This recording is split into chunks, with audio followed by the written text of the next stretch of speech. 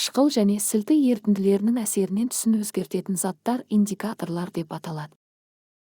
Бұл химиялық көмекшілер ерітіндінің қандай ортада екенін анықтауға мүмкіндік береді.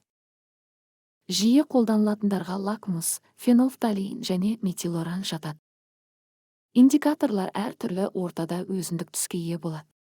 Мысалы, лакмус қышқылды ортада қызыл, сілтілі ортада көк, ал бейтарап ортада күлгін түске енеді. Фенолфталеин қышқылда түссіз болып, сілтіде таңқурай түсті болады.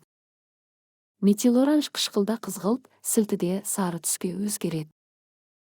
Индикаторлар арқылы ортаның қышқылдылығын, яғни pH көрсеткішінде анықтай аламыз. pH шкаласы 0-ден 14-ке дейін болады. pH 7 бейтарап ортаны, 7-ден төмен қышқылдықты, ал 7-ден жоғары сілтілікті білдіреді.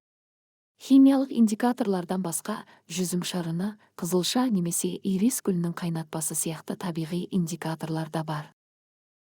Адам қанының сілтілік сипаты бар, сондықтан дұрыс тамақтану арқылы организмдегі қышқыл сілті балансын сақтау өте маңызды. Ұзаққа созылған қышқылдық орта ағзаның қалыпты жұмысына кедергі келтіріп, денсаулыққа зиянды.